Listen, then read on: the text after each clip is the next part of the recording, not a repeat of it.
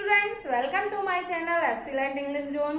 तो आज हम पढ़ने जा रहे हैं 11th क्लास की पोएट्री की third poem education of nature, composed by William Wordsworth. William Wordsworth का नाम तो आपने सुना ही होगा।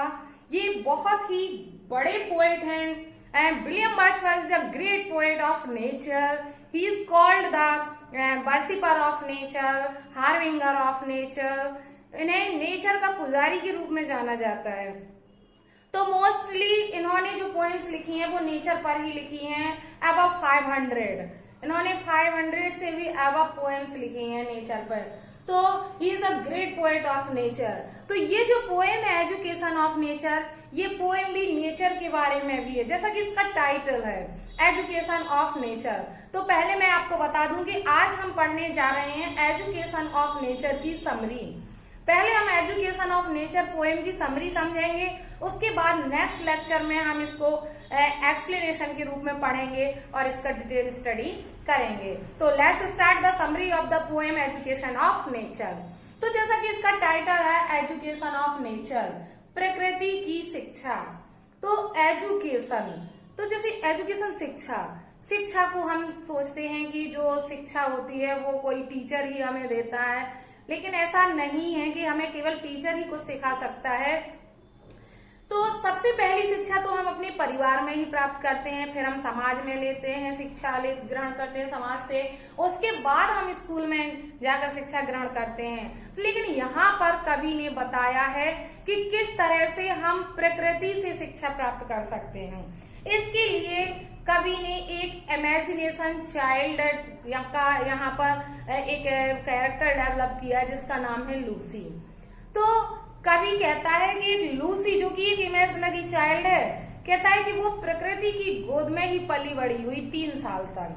3 साल तक लूसी प्रकृति की गोद में पली बड़ी होती है, प्रकृति की धूप में, सन एंड शावर, धूप और बौछार में वो 3 साल तक पली बड़ी होती है। और जब प्रकृति उसे देखती है तो उसे वह बहुत सुंदर लगती है। कहती है कि इतना सुंदर फ्लावर, मतलब इतना सुंदर जो मानव जाति में जो इतनी सुंदर बालिका है कभी पैदा नहीं हुई, इसे मैं अपनी बालिका बनाऊंगी और अपने तरीके से इसका पालन पोषण करूंगी। इस तरह से प्रकृति लूसी को अपनी बालिका मान लेती है।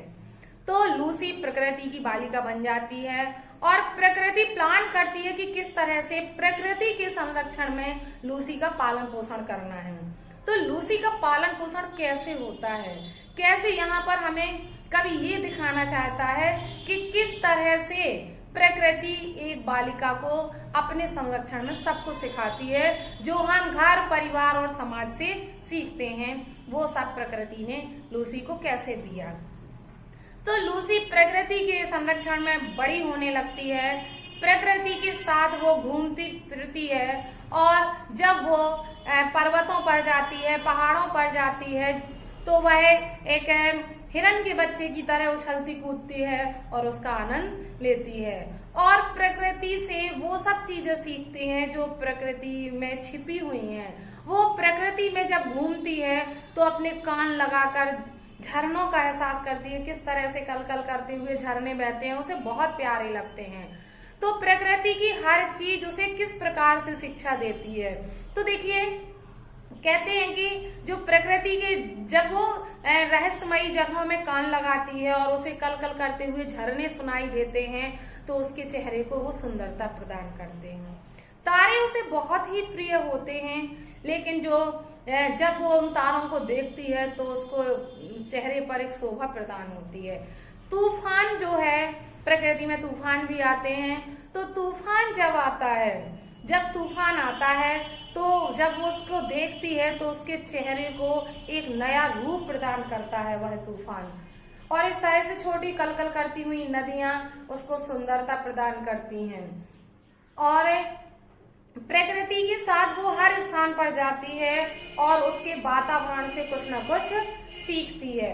कहते हैं कि चलते हुए बादल, जो फ्लोटिंग क्लाउड्स है, फ्लोटिंग क्लाउड्स उसे चलना सिखाएंगे। जो फ्लोटिंग क्लाउड्स हैं, तो कहते हैं कि जो फ्लोटिंग क्लाउड्स हैं, तैरते हुए बादल हैं, वो लूसी को शानदार तरीके से चलना सिखाएंगे। जिस तरह से बादल एक शानदार तरीके से चलते हैं, उसी तरह से बादल लूसी को चलना सिखाएंगे। और जो बिलो ट्रीज हैं, बिलो के वृक्ष हैं, वो झुके हुए से रूप में होते हैं। तो जब लूसी उन बिलो के ट्रीज को देखेगी और उनका झुकना देखेगी, तो बिलो के वृक्ष उसे क्या सिखाएंगे? झुकना सिखाएंगे, मतलब विनम्रता सिखाएंगे। तो बिलो के वृक्ष है, लूसी को विनम्रता सिखाएंगे। तो इस तरह से प्रकृति का हर एस्पेक्ट, हर तत्व लूसी को कुछ न कुछ सिखाएगा।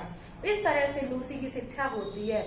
लेकिन लूसी की शिक्षा पूरी होने से पहले ही लूसी मर जाती है। बड़े दुख की बात है कि जो ये कैरेक्टर है विलियम वर्ड्सवर्थ का, लूसी, वह लूसी मर जाती है और कभी उसकी डेथ पर बिल्कुल अकेला हो जाता है और उसकी याद में डूब जाता है। कभी कहता है कि लूसी तो चली गई है, लेकिन उसकी यादें हमेशा उसके दिमाग में, माइंड में गूंजती रहेंगी। तो देखिए, ये जो लूसी पोएम, लूसीज पोएम के से ये लिया गया है, जो विलियम वर्ड्सवर्थ का एक संग्रह है लूसीज पोएम, जिसमें 5 पोएम्स हैं, उसमें से ये पोएम ली गई है, एजुकेशन ऑफ नेचर। और लूसी पर ही ये सारी पोएम बनी है। लेकिन मेन बात ये है कि हर पोएम में जो लूसी क्या है, उसकी डेथ हो जाती है। और क्योंकि ये इमेजिनरी चाइल्ड होती है, इसके थ्रू कभी हमें प्रकृति में जो दिखाना चाहता है वो दिखाता है, और एट लास्ट लूसी की डेथ हो जाती है और कभी दुखी हो जाता है। तो इस तरह से कवि ने हमें इस पोएम में ये दिखाया कि किस तरह से प्रकृति जो एक टीचर के समान है। इसमें पोएट ने प्रकृति को एक टीचर माना है, मतलब nature is a teacher for everybody. तो वो कहता है कि प्रकृति तो हर किसी के लिए एक टीचर है। जिस तरह से उसने लूसी को प्लान बनाया और अपने साथ पूरी प्रकृति में ले जाकर कुछ न कुछ सिखाया, जिसमें मेन पॉइंट उन्होंने बताया है पोएट ने कि उसको जो फ्लोटिंग क्लाउड्स उसे चलना सिखाएंगे, बिलो के वृक्ष उसे झुकना सिखाएंगे, तारे उसे शोभा प्रदान करेंगे, तूफान उसे शोभा प्रदान करेगा, और जो जिन कलकल करती हुई आवाज को वो सुनेगी, उससे उसे एक सुंदर रूप प्रदान होगा। इस तरह से लूसी उसके संरक्षण में पली बड़ी हुई। और हमें भी प्रकृति से बहुत कुछ शिक्षा मिल सकती है।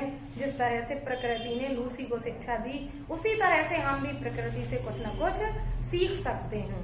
तो इस तरह से ये जो पोएम है एजुकेशन ऑफ नेचर, ये पोएम हमारी कंप्लीट होती है, इसकी समरी हमारी कंप्लीट होती है। आई होप आपको समरी समझ में आई होगी। और हम मिलते हैं नेक्स्ट लेक्चर में इसके एक्सप्लेनेशन के साथ। आज के लिए इतना ही। तो अगर आपको वीडियो पसंद आया होगा तो वीडियो को लाइक करें, ज्यादा से ज्यादा अपने फ्रेंड्स को शेयर करें, और यदि आप मेरी चैनल पे अभी तक नए हैं तो चैनल को सब्सक्राइब करें और बेल आइकन प्रेस करना ना भूलें, ताकि जो भी मैं वीडियोस डालूं उसके नोटिफिकेशन आपको तुरंत ही मिलते रहे। Thanks for watching video.